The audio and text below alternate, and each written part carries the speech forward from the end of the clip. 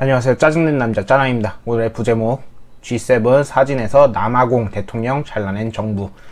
바로 시작하도록 하겠습니다. 요 두 개의 사진 지금 딱 보시면은 차이점이 드러나 있죠. 여기서 이 빨간색 동그라미를 주목해 주시기 바랍니다.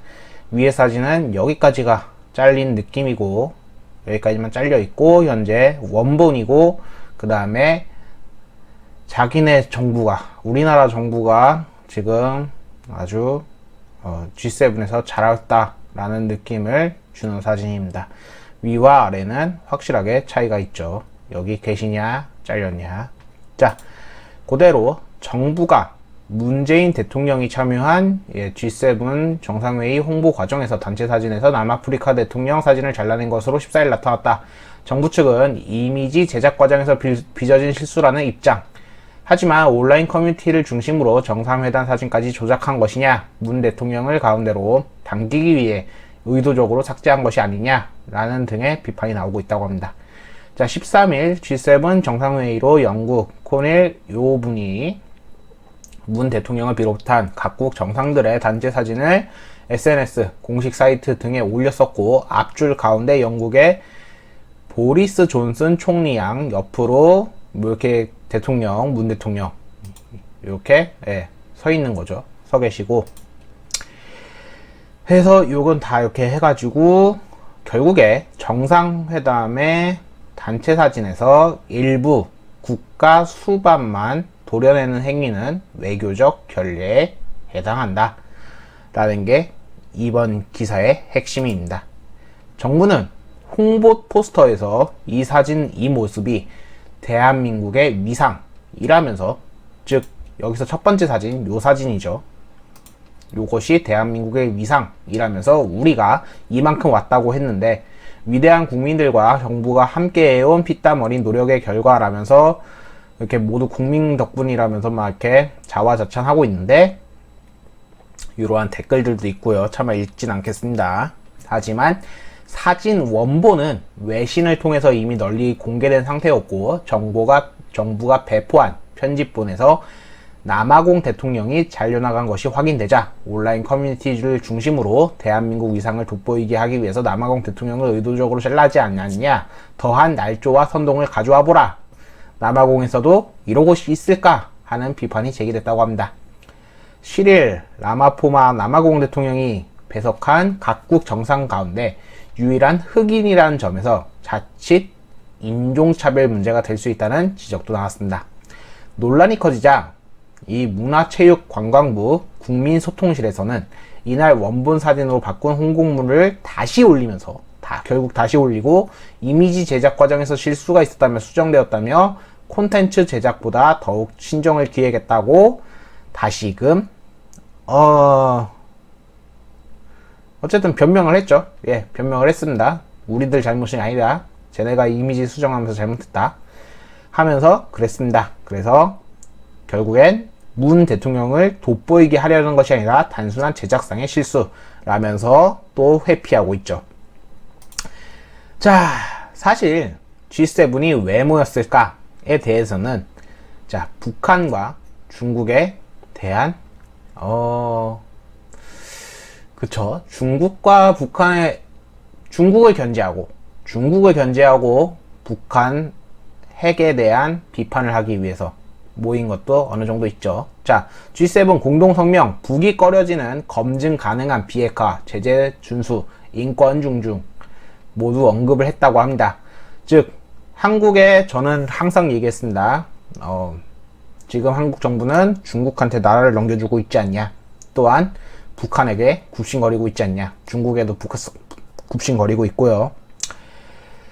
근데 여기 G7에서는 명확하게 못을 박았습니다. 북한은 비핵화를 해야 되며 사람들의 인권을 준수해야 된다, 존중해야 된다. 정부는 북한 국제사회 지지하는 대화와 협력의 호응 촉구라면서 얘기를 하고 있는데, 자, 저는 사실 요거 기사가 이제 다음 장에도 있지만은 좀 더 일단 보겠습니다. 주요 7국개국 정상회담 공동성명에서 북한 인권과 대북 제재 등이 직접 거론되면서 북한의 향후 대응에 관심이 쏠리고 있다 하면서 공동성명과 관련해 한반도의 완전한 비핵화 그리고 외교적 관여 등을 중심으로 하는 미국의 대북 정책에 대한 환영 그리고 북한이 이러한 대화의 호응에 나오기를 촉구하는 내용 등이 담긴 것으로 보았다. 북한도 이처럼 국제사회가 대화 등을 통한 한반도의 비핵화 등에 대해 공통적으로 지지를 입장을 보이고 있다는 점을 주목해 우리 측이 거듭 제기하고 있는 대화와 협력에 호응해서 나오기를 촉구한다 라고 밝혔다. 그래서 미국의 대북 정책을 환영하며 북한의 대화 재개 촉구한 점이 의미를 부여한 것이라고 되어 있고요. 북한이 이달 상순 중 개최를 예고한 3차 전원회의를 통해 국제사회를 압박해서 대한 북한의 반응이 나올 것으로 예상되면서 되고 있는데, 현재 어쨌든 G7에서 얘기 나온 것 중 하나가 아까도 방금도 얘기했었지만 북한에 대한 거랑, 그 다음에 여기 지금 기사에는 나오지 않았지만 중국을 견제하는 내용이죠. 즉 현재 한국 정부가 열심히 중국과 북한에게 퍼주면서 굽신거리고 있는데, 세계의 7개 나라가 모여서 중국을 견제하고 북한한테는 비핵화를 외치고 있습니다. 한국 정부가 물론 북한한테는 아니죠. 중국한테 많은 걸 의지하고 있긴 하지만은 세계를 등 돌리면서까지 중국한테 혹은 북한한테 어떠한 태도를 보일지, 현재 이렇게까지 세계가 자신들의 뜻을 보였는데도 불구하고 한국 정부가 지금까지 해왔던 대로 혹은 너무나 너그럽게 여태까지 취해왔던 모습을 다시 또 북한과 중국한테 보인다면은 세계는 한국을 다시금 불러들이지 않을 것 같습니다. 설사 불러들인다고 해도 지금같이 따뜻한 대우를 맞이할 순 없겠죠. 적어도 저는 그렇게 생각합니다. 오히려 G7에서 명확하게 보여주지 않았나 싶습니다. 한국에서 태도를 잘 취하라고 말이죠. 북한한테 대화만 하는 것은 정답이 아닙니다. 우린 여태까지 대화를 해오려고 시도를 했었고, 북한은 그것을 명확하게 미사일을 쏘면서 보여줬습니다. 또한 미국이 미사일 제안하자마자 북한은 그것을 굉장히 꺼려했죠. 설사 꺼리지 않았다고 하더라도 이미 북한 측은 계속적으로 미사일을 발사했잖아요.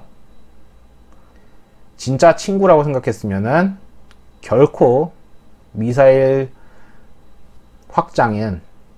거리 확장은 지들한테 손해가 아님을 알고 있을 텐데 말이죠. 우리가 지켜줄 수도 있는 거잖아요. 근데 지금 북한한테 퍼주는 정부를 보고 있자면 지켜주기보다는 우리가 희생을 해가지고 북한한테 나라를 넘겨주는 꼴이다 보니까 화딱지가 안 날 수가 없습니다. 앞으로의 정부가 어떻게 행할지 거기에 따라서 세계적으로 한국이 보여지는 이미지는 완전히 달라질 것 같습니다.